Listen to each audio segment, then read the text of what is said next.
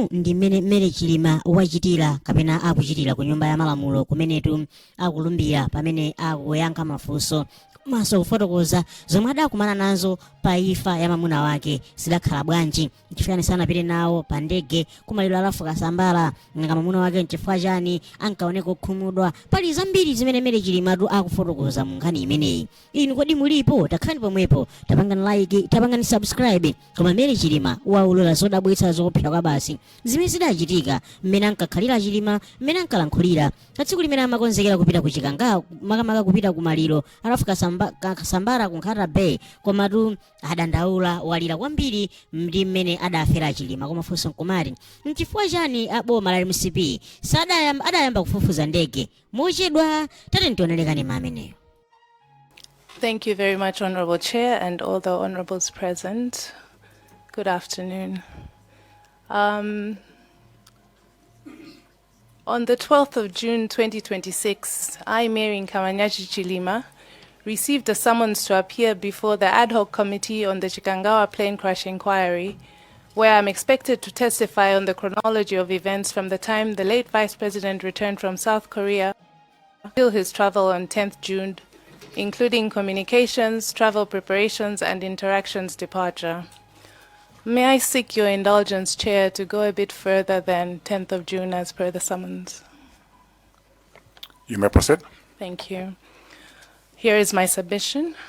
We departed the Republic of Korea on the 6th of June 2024, and we spent a night in Dubai. The next morning, we left Dubai on 7th of June 2024 for South Africa. Upon arrival in South Africa, I collected our daughter from school to join us in the hotel where we were staying, and that evening we sat down to dinner together in the hotel restaurant. During dinner, Dr. Chilima got a message that was clearly bad news. I asked what had happened, and he said that his friend, Mr. Raf Kasambara SC, had died. We were all in shock. I recall he tried to call Mrs. Maggie Kasambara, but she wasn't picking up, understandably so. At the time, two of his good friends, Mr. Tutu Kachingwesisia and Mr. Moses Ntakoma, were waiting for him to finish dinner for a chat. After the message, he excused himself to meet his friends and to try to get more details of the sudden death. By the end of the night, we had learned that Mr. Kasambara had died in Lilongwe and that he would be brought to Blantyre, upon which further programs would be advised. During the 8th of June, Dr. Chilima continued to engage the Kasambara family on the planned way forward. In the meantime, we had planned to spend the Saturday visiting the sick and buying a few personal items. As planned, we went to see Honorable Lucius Banda in hospital. We saw Mr. Nkondola Uka and the family of Right Honorable Kumbo Kachale, who had a child in the hospital. Thereafter, Dr. Chilima had meetings with various friends and colleagues, which went on for the rest of the day and well into the evening. During this time, he informed me that there were discussions on where the late Mr. Kasambara would be buried, noting that he might either be buried in Blantyre or in Katabe. Later that evening, Dr. Chilima informed me that the burial would take place in Katabe. He then informed me that depending on which day the burial would occur, he might not be able to attend as the President was going on an official trip. We discussed and agreed that I would go in his place should he be unable to do so.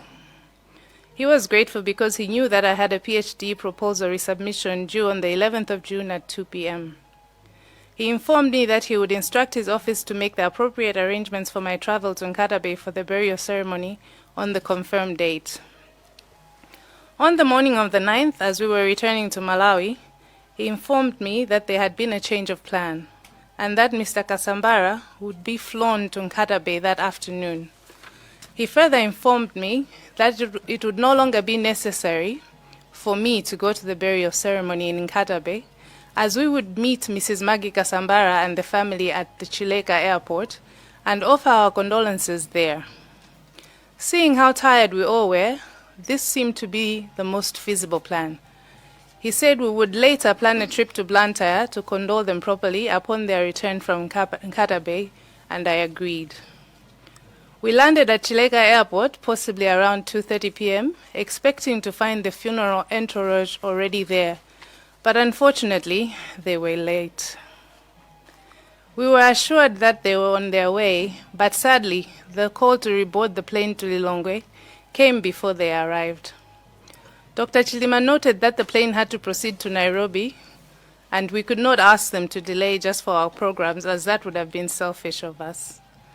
I later learned that they missed us by less than 10 minutes. He informed me that he would advise me on the way forward, since we had been unable to meet and offer our condolences to the Kasambara family in Blantyre as planned. Upon arrival in Lilongwe, he went straight into various meetings, and I in turn proceeded to work on my proposal submission. At some point, he informed me that some of his lawyer friends had stated that Dr. Kasambara needed to be buried in person. Dr. Chilima was upset by this comment because he felt like it was unfair to expect him to attend under the circumstances. He expressed frustration at the expectation for him to attend the funeral in Katabe as well as the presidential send-off in Lilongwe. I was therefore surprised when later he informed me that he would go to the funeral. I asked how, and he said that the presidential program had changed from a 1 p.m. departure to a 5 p.m. departure, making it more feasible for him to attend both. He explained that we would depart by plane at 9 a.m. the next morning and arrive in Zuzu by 10 a.m., then plan to be at the funeral latest by 11 a.m. The plan was to return to the airport by 2 p.m. or 2:30 p.m. in order to make sure that we return to Lilongwe by 3:30 p.m., in ample time to see the president off. He then proceeded to bed, and I continued working until around 2 a.m. After about 3 hours of rest, I continued to work on my submission in the morning, while he went to church around 5:45 a.m. Upon his return from Holy Mass, he asked how I was progressing with my submission, and I told him I still had a lot of reading and writing to do. I then asked whether it was possible for me to stay to continue working on my submission. He agreed and urged me to ensure that I met the deadline as required. I continued working while he went to the gym between 7 and 8 a.m. Later, we said our usual goodbyes and he left. I got a text from him around 9 in the morning telling me that he had boarded, and I responded by wishing him a safe trip Mwambwe. I continued working, and at around 10:30 a.m., I texted him to check if he had arrived, but he did not respond, which was strange, because he would normally tell me when he landed. Since he was attending a public event, I took a break to watch the funeral online, hoping I would see him, but I did not. I continued working on my submission. However, in between sessions, I would check my phone, but there was still nothing. In the afternoon, around 1:30, I tried to contact him again, but there was nothing. There was no response. I assumed that he was driving back to Nzuzu Airport for Lilongwe. I anticipated that he would be landing in Lilongwe around 3 to 3:30 p.m. and would call me back when free. Around 3 p.m., I heard the voice of Mrs. Grace Varela calling me from downstairs. I told her I was coming down, but she said she was coming up to where I was, which I found to be very strange because I was in our private quarters. And immediately when she said that, I rushed to her. When I saw her face, I knew that something was wrong, and I asked her what it was, and she informed me that the plane was missing. The news didn't register, and I immediately started calling Saulos. I tried him a few times, but the phone still remained off. I asked her what time he had left the funeral, because at that moment my understanding was that the plane went missing on its way back to Lilongwe. The idea that it had been missing since morning didn't even occur to me. It was simply not plausible. When I was informed that the plane went missing on the way to Mzuzu, I just didn't understand why no one had informed me for over 5 hours. I called my aunt, Miss Rose Kamoto. I called my mother, I called my sister-in-law Maria, I called my children and informed them that the plane carrying their dad was missing. My aunt rushed over, and upon her arrival, she called Father Chatsira in Nguludi and arranged for a virtual Holy Mass immediately. We had the virtual Mass with the hope that they had had an emergency landing somewhere out of reach. I later got a visit from Dr. Lake Sigwese, who came to tell me that the plane had crashed. I remember he used the word crushed. This was when reality began to sink in. At the time, I was working on faith that Dr. Chilima had had an emergency landing somewhere. I still kept trying to call him.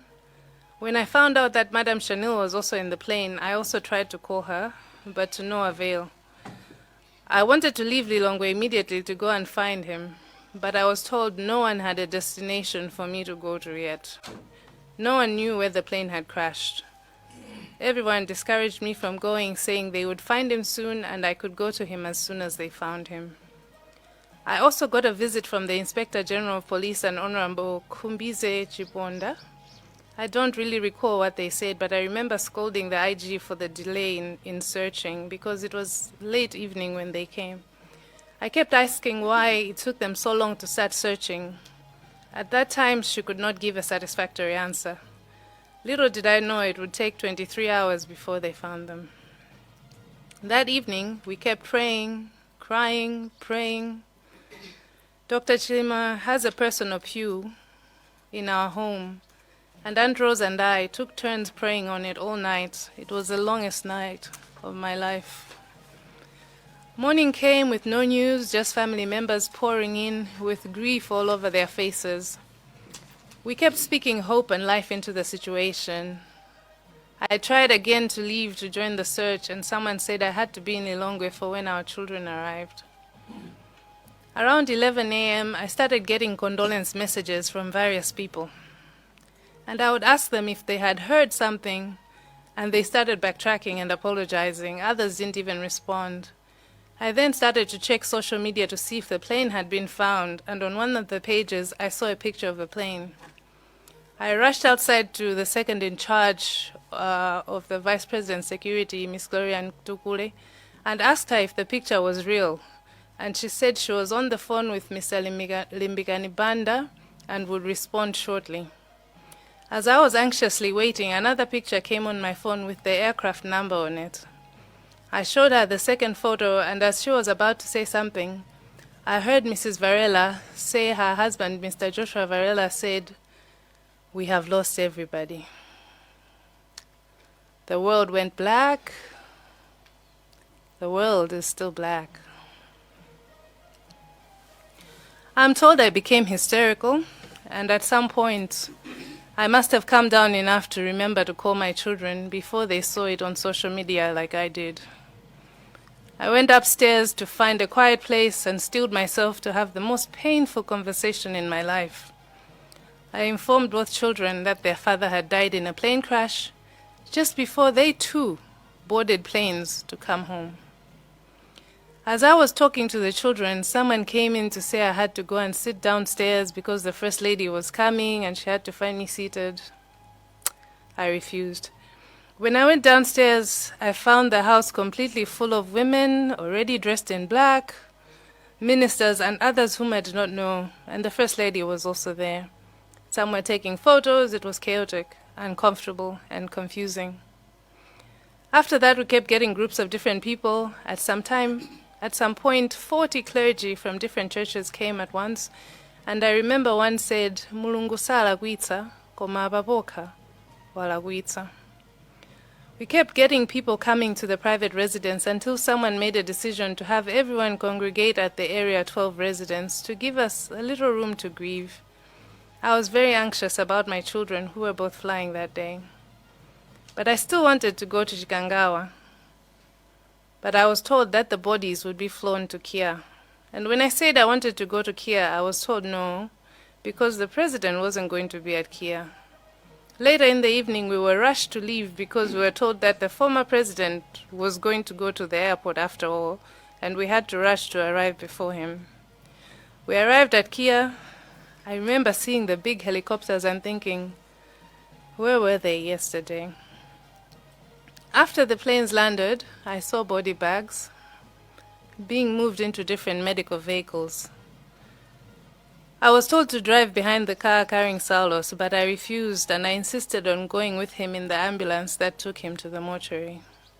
He was in a white bag in the back. I couldn't accept that this bag I was looking at was my Saulos. I really don't remember much after that. Since he had left on the morning of Monday, 10th June, I was only allowed to see him on Thursday, the 13th of June, around 7 a.m. at the mortuary. I was told to prepare myself because he was hurt. I went in not knowing what to expect, but I had to be strong for my children, and we were grateful that we were finally able to see him again. That morning, he was supposed to have his final Mass at St. Patrick's Parish at a set time, but Mass was delayed by close to 2 hours due to the late arrival of the former president. This hurt because Saulos was never late for Mass. On the 15th, we left the Area 12 residents to go to Parliament for a public viewing ceremony, and on the 16th, we had the stadium funeral ceremony. I was still in a state of shock and confusion. We left Fonsipe, and as we were driving through the city, people were mourning and throwing flowers at the hearse. But after leaving Lilongwe, crowds were demanding that we stop, and eventually they started stoning the convoy. Several times we almost collided into each other on the high-speed convoy. We were clearly given inadequate protection, and in response, our personal protection team had to radio ahead to district police, urging them to help us along the way in providing additional security all the way to Nsipe. Unfortunately, due to the violence of the people along the way, the coffin was dented with stones. Our car windows, some of them had been shattered, and my children and I were traumatized beyond belief. I honestly thought that we too were going to die that day. Later I learned that some innocent souls died from this senseless violence. May their souls rest in peace. On 17th of June 2024, we committed our beloved Dr. Saulos Klaus Chilima to his final resting place in Nsipe. Such were the events between 6th and 17th 6th and 17th of June 2024 to my best recollection. For the interest of time and in relation to my sermon's Honorable Chair, allow me to pause here. So I will open the floor to members, starting with Mwanza Central. Thank you very much, Chair. Once again, my condolences, Madam Mary, for the loss of your beloved husband. I just want to confirm a few things with you. In your statement, you have said that at 3 p.m. you heard a voice of Mrs. Grace Varela downstairs, and at that time you had not been informed about the missing plane. So I just want you to confirm if that is correct. That is correct. Thank you.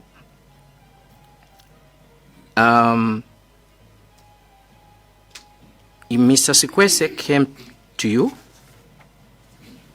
and informed you that the plane had crashed, and that was on the 10th, correct? That is correct. I just also want to confirm that you scolded the IG for the delayed search. Is that correct? Yes. Thank you. In your statement, you have indicated that the president, the former president, came to the mass 2 hours late. Is that correct? Let me clarify.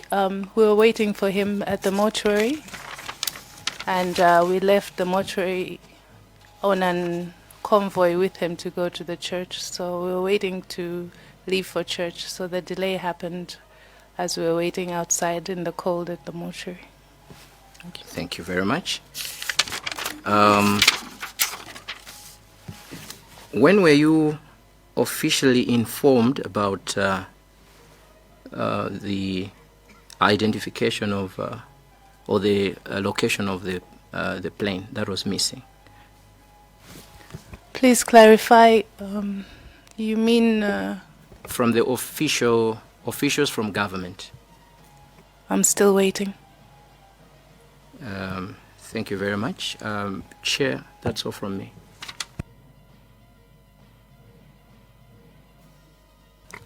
Kadabe North, then we go to Doa Kasangazi and then Lilonge Mudi. No, thank you, Chair, for giving people in Kadabe North to ask a question. First of all, I'll send my condolences to Madam Chilima for the loss of our Vice President. Basically, I'll go through the same of my colleague who asked, but I'll need an answer from there. That on page 3, you have said, or you have expressed that I later got a visit from Dr. Lakesi Kwese, who came to tell you that the plane had crashed. Can you remember it was at what time? I think it was around 4, if I'm not mistaken. PM? 4 p.m. Yeah, I can't recall the exact time. But at least 4 p.m. It's somewhere there. definitely after 3, but closer to 4. Second question is again the down paragraph. You say that I also got a visit from the Inspector General of Police and the Honorable Kumbize Chiponda. I don't recall what they said, but I remember scolding the IG for the delay in the searching. I kept asking why it took them so long to start searching at the time.